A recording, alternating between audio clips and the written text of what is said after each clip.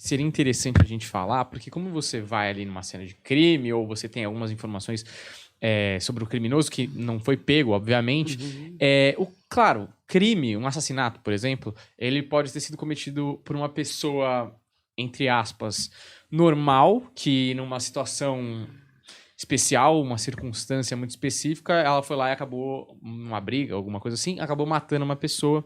Essa pessoa pode ser um criminoso que já tem uma psicopatia, e essa pessoa pode ser um serial killer. Imagino que tem um espectro aí de psicológicos específicos para cada situação, e talvez essa primeira classificação seja o pontapé inicial do psicólogo aí, ou do profiler, vamos dizer assim, para você identificar com quem que a gente está lidando, certo? Então, eu acho que seria interessante você fazer um panorama meio que geral de características de cada crime para cada tipo de psique, sabe? Pra gente falar, entendi, então um cara normal numa situação especial matou alguém aqui e fugiu, eu vou encontrar determinadas características, o psicopata outras e o serial killer outras ainda, vamos dizer. A gente precisa primeiro entrar no espectro da questão do crime. Certo. Então, a gente tem, por exemplo, no caso do homicídio, a gente tem o que a gente chama de homicídio comum. O que é homicídio comum? Deixa eu te colocar um cenário.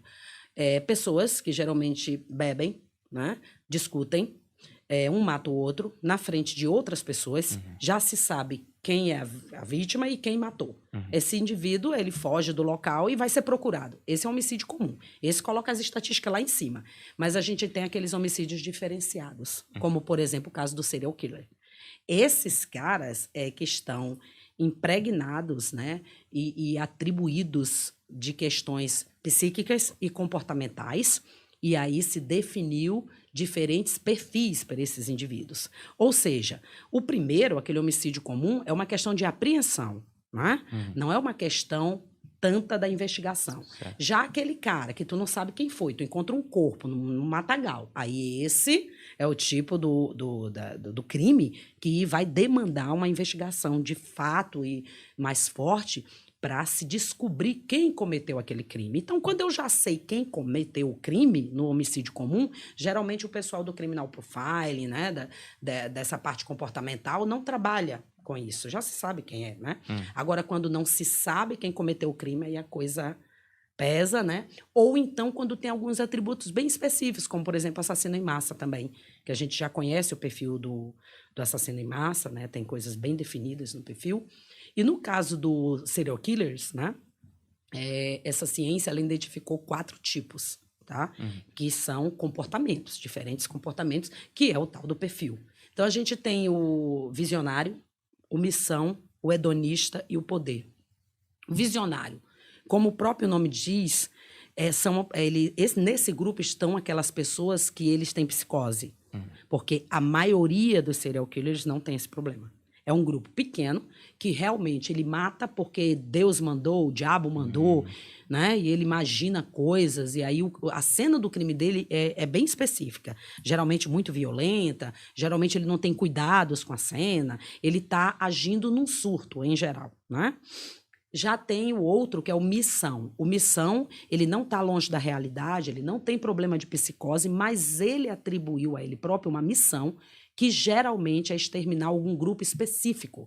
Por exemplo, homossexuais, moradores de rua, ele escolhe um grupo específico. Mesmo que ele mude de grupo, né, ele fica um tempo com um grupo específico, ou seja, uma série de crimes com aquele grupo, depois outro grupo. Vou dar exemplos desses dois. Visionário, Marcelo Costa de Andrade, Vampiro de Niterói, né? Aquele que bebia o sangue das crianças, 1991, matava, estuprava e matava crianças, né? E ele era um visionário, ele tinha psicose, ele via coisas, né? Ele, inclusive, depois que matava as crianças, ele ia levar comida para o corpo, né? Diz que para a criança morreu, mas a alma ia se alimentar. Então, isso é um típico, né, visionário. E ele tem uma psicose. O Missão, Tiago, maníaco, o serial killer de Goiânia, desculpa.